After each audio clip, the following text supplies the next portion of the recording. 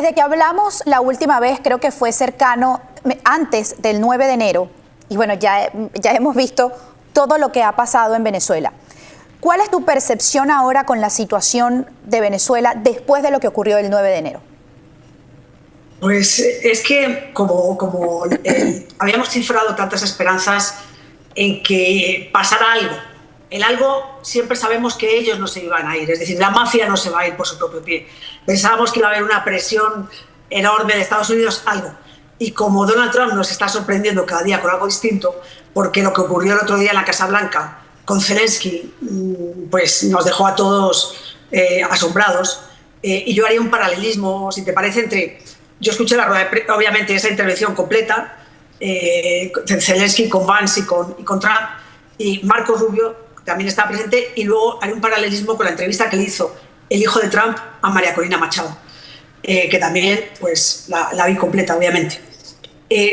Yo creo que estamos lidiando con personajes que son como de otra galaxia, viven en burbujas, crees que saben algo de Venezuela y no tienen ni idea de Venezuela ni les importa, porque la entrevista del hijo, yo creía que el hijo de Trump era un hombre inteligente, me di cuenta que no es como yo pensaba.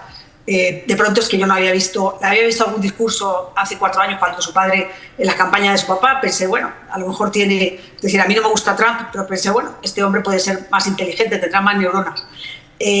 Me pareció asombrosa la entrevista, porque no entiendo, es decir, comparaba los problemas judiciales que pueden tener la oposición chavista con los problemas judiciales de su papá. Es decir, claro, María Corina, de una manera muy diplomática, le hizo ver que ella afrontaba peligros mayores. Pero María Corina tuvo que pasarse toda la entrevista haciendo equilibrios en el alambre, porque yo creo que ella, que es una mujer muy inteligente, para mí es una estadista.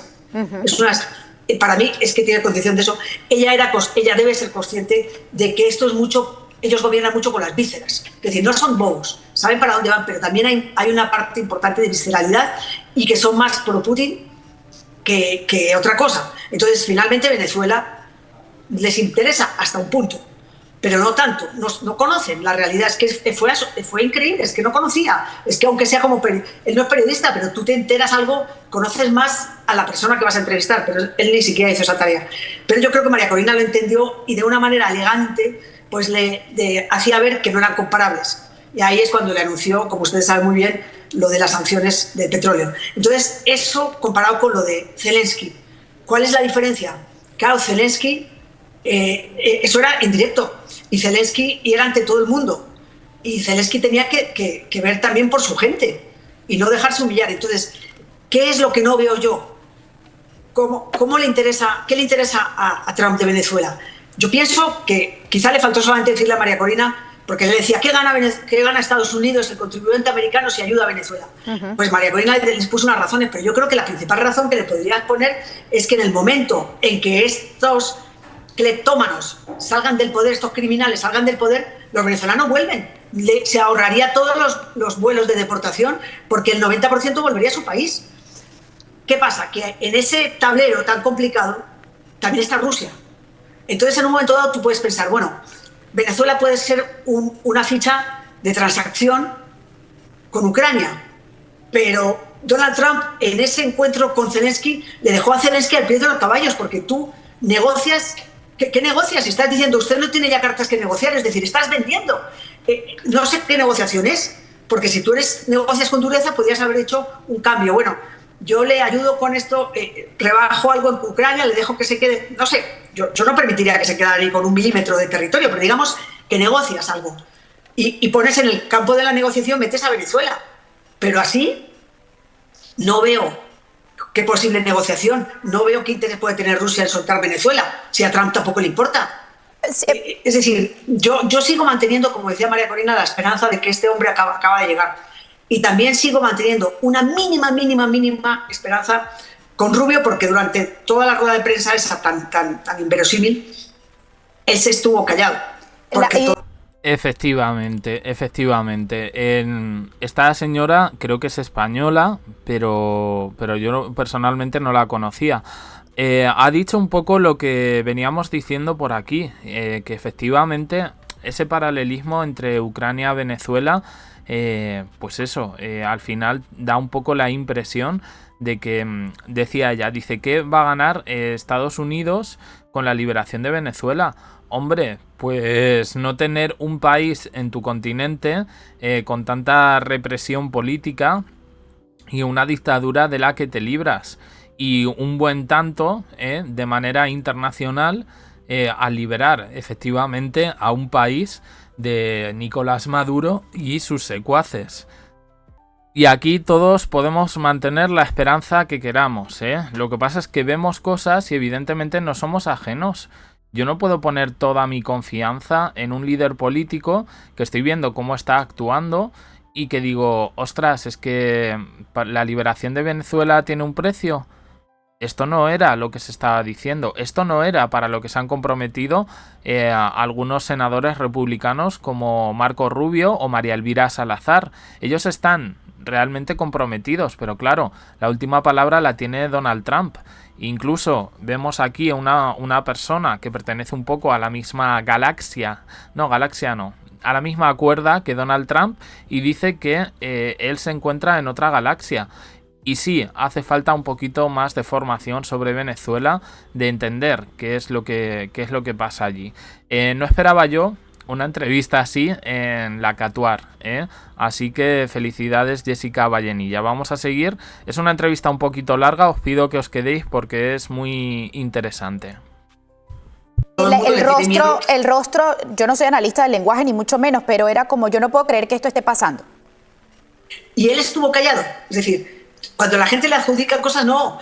¿Quién le dijo lo del atuendo, si estaba bien vestido? No fue eso. Fue una pregunta de un esbirro, periodista esbirro, que es una vergüenza para la profesión. Un esbirro que hizo la pregunta. Y Vance, que me pareció un lacayo mayor, es decir, me pareció un lambón, como dicen en Colombia, algo. Y pues yo pensé también que era un hombre más preparado. Pero es todo como agradar al emperador. Vance tuvo un papel protagonista que afortunadamente Marco Rubio se mantuvo en un segundo plano. Pero yo no sé cómo va a hacer Marco Rubio, porque si Marco Rubio tiene que entender que su única posibilidad de ser alguien en la vida después, en la vida política, después de salir de este gobierno tan errático, su única posibilidad es hacer algo a favor de Venezuela. Porque si él ni siquiera es capaz de eso, lo mejor que puede hacer es irse a su casa ya, porque se le acabó su carrera política. Que no se crea que le van a votar en Wisconsin. Se acabó su carrera política. Y los 3 congresistas, que son esenciales para la mayoría del Congreso de los republicanos, sino los 3 congresistas que siempre han sido la voz de los venezolanos, si no hacen algo, si no dan un puño en la mesa y no dicen algo, no se le paran a Trump, yo creo que también se les va a acabar su carrera política. Es decir, no sé cómo van a hacer ese equilibrio, pero a mí me preocupó lo de Zelensky, obviamente, muchísimo, pero también esa entrevista del hijo, que es uno de los asesores del presidente, asesores de cabecera del presidente, con María Corina. Es decir, es que tenía un desconocimiento enciclopédico de la realidad de Venezuela. Es que era hasta hiriente su ignorancia. Que tú dices, pero bueno, ¿a quién te crees que estás entrevistando? ¿Cómo vas a comparar lo que vive María Corina? ¿Cómo vas a comparar lo que sufre su gente encarcelada, su gente que está en la delegación diplomática de Argentina, en Caracas? ¿Cómo no vas a comparar todos esos presos políticos con que tu padre tenga un juicio por si pagó o no a una prostituta? Hombre, por Dios. Hombre, por Dios. Y no son las mismas. Es que no es lo mismo, por eso un poco lo de siempre. A ver, yo creo que precisamente las caras latinas para acabar con este tipo de dictaduras en Latinoamérica, en Cuba, en Nicaragua también, han sido Marcos Rubio y María Elvira Salazar. Y yo a ellos, incluso antes de entrar en política, siempre les he visto cierto compromiso. Ellos yo creo que son de los pocos que podemos observar que entraron en política no para hacer dinero, sino para realmente hacer algo por el mundo. Con sus ideologías sí, pero enmarcados dentro de un marco democrático. Y bueno, ¿quién va a votarles? Pues yo creo que buena parte de la comunidad latina y de la diáspora venezolana en Estados Unidos, pues más que confiar en Donald Trump, han confiado en gente como Marco Rubio o María Elvira Salazar. Y yo a ellos sí quiero darles un voto de confianza, efectivamente, porque al final las caras hablan, y ese silencio de Marco Rubio durante todo lo que pasó con Zelensky era bastante significativo. Ojo, porque aquí pueden bueno, dar, como se dice, girar las tornas y encontrarnos con un nuevo escenario. Desde luego, aquí en Europa, y yo creo que en buena parte del mundo, la sensación que dio de esa bronca entre Zelensky y Trump era, pues eso, que Trump simplemente pro-Putin y ya está, ¿eh? No, tú haces esto, tú te rindes, tú te pones de rodillas ante Putin y yo paro la guerra.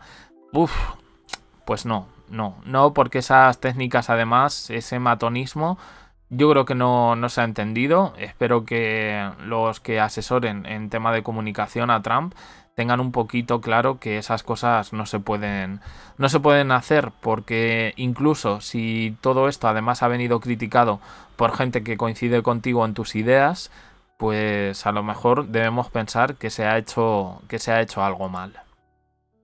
Hay instituciones judiciales que se manejan en Venezuela como se manejan acá, es completamente diferente. Luego de esta situación que ocurre el viernes en la Casa Blanca, en la Oficina Oval Salud, el sábado hay un tuit precisamente de Marco Rubio donde en alerta por un movimiento de buques que hubo rodeando, voy a leer parte de ese tuit, dice: la amenaza de buques de guerra venezolanos a la unidad flotante de producción, almacenamiento y descarga de ExxonMobil es inaceptable y constituye una clara violación del territorio marítimo internacionalmente reconocido de Guyana. Eso fue al día siguiente que pasó lo que pasó en la Casa Blanca, donde, como tú dices, prácticamente se da a entender de que, bueno, como que me voy más por Rusia que por la propia Ucrania, y me hace recordar, no quiero decir que sea lo mismo, pero me hace recordar cuando se retiró el ejército estadounidense de Afganistán y luego vino la invasión a Ucrania.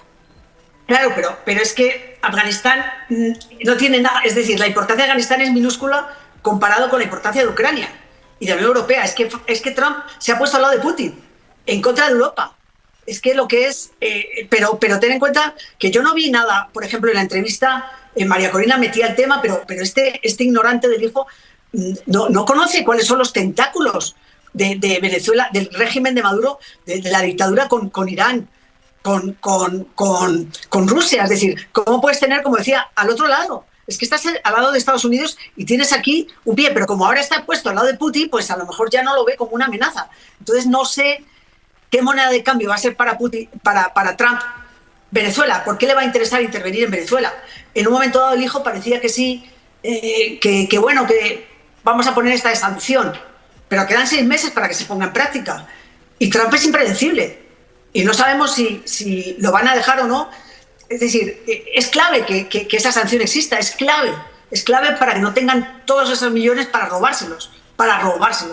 Pero también es una vergüenza la actitud de Colombia, que sigue diciendo que tiene que haber elecciones, otras elecciones, pero y digamos, claro, de todos esos alacranes que se van a presentar a las elecciones regionales. Bueno, eso ya es que es muy frustrante todo, la verdad, es muy triste. Yo me imagino el papel de María Corina, es decir, ella encerrada, viendo todo, haciendo equilibrios todo el día para ver cómo mantiene la esperanza de los venezolanos, que cada día la pierden más. Mira, el otro día estuve haciendo una historia de los venezolanos que deportan, de los que fueron hasta Estados Unidos por el Darién. Estuve en el Darién.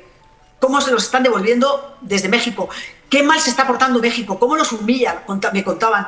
Los humillan. Y les hacen pagar, imagínate, a los coyotes, les dicen: no, ustedes entraron por el Darién, ustedes se devuelven por el Darién hacia Colombia. Lo único que les evitan es la pasada por la selva. En Panamá les dejan tomar una lancha y llegar a Colombia. Pero tienen que pagar a los coyotes la vuelta. Los maltrataron, los vilipendiaron, los mexicanos. Y tienen que volver a Estados Unidos, los están devolviendo por esa vía. Y tú los veías, mira, cuando tú los veías desembarcar, además no son las lanchas de los turistas con capa, no. Estos son unas barcazas, de cualquier manera, todos apiñados, con bolsas, ya no tienen maletas, bolsas negras de plástico. Ahí llevan sus pocas pertenencias. No tienen un peso. Y estos coyotes los maltratan, es que los hacen dormir en el piso. No me dejaron hablar con ellos. Yo a gritos ahí discutiendo con el coyote, pero tú al final te tienes que ir para no perjudicarlos a los claro. Venezolanos. Pero mira esas caras de tristeza, porque dices, bueno, los deportados en avión, que es terrible, llegan a Venezuela, pero estos además llegan a Necoclí, que es como el punto desde que ya puedes ir por carretera, porque todo lo demás es por lancha. ¿Y en qué se van? ¿En qué se devuelven? No tienen un peso. Y sus familias ya les ayudaron para ir a Estados Unidos. Pero sobre todo para mí esas tristezas, eso llevarlas todas tus pertenencias, lo poco que tienes en bolsas negras de basura, no. Y tú ver a Maduro, entonces tú dices, ¿pero en qué mundo estamos? Si tú tumbas esa dictadura, todos esos pueden volver a recuperar Venezuela. Yo es que no entiendo cómo no se les mete en la cabeza una ecuación tan sencilla como esa. Tumba ese maldito régimen y te acabas los migrantes venezolanos vuelven a Venezuela a producir a Venezuela. Se quedará el 10% en Estados Unidos, pero todos los demás vuelven porque quieren volver a Venezuela. Venezuela es un país rico. Esto no es Somalia. Venezuela no es Afganistán. Y que pudieran, claro, y que pudieran hacer negocios realmente más con una parte democrática que seguir aupando a un régimen dictatorial. Salud, se me agotó el tiempo, lamentándolo mucho como siempre, me extiendo contigo en la conversación y quisiera... Bueno, pues no te has extendido, ha sido una conversación bastante interesante. Me alegra ver un poco que mucha gente coincidimos un poco en que efectivamente tiene que haber acciones más contundentes y con un aire un poco de solidaridad y no tanto de interés por parte de Estados Unidos. María Corina y Edmundo se están dejando la piel no para echar a Nicolás Maduro, sino para recuperar Venezuela, para hacer consciente al mundo de su terrible situación. Y bueno, pues felicidades a Jessica Vallenilla, la Catuar, por esta entrevista que a mí me ha gustado mucho, porque al final cuando alguien sabe explicar un poco mejor las cosas, pues yo creo que todos quedamos un poquito más contentos. Ahora, bueno, pues es turno de los políticos para hacer algo al respecto. Me gusta, comenta, suscríbete. Gracias por estar ahí.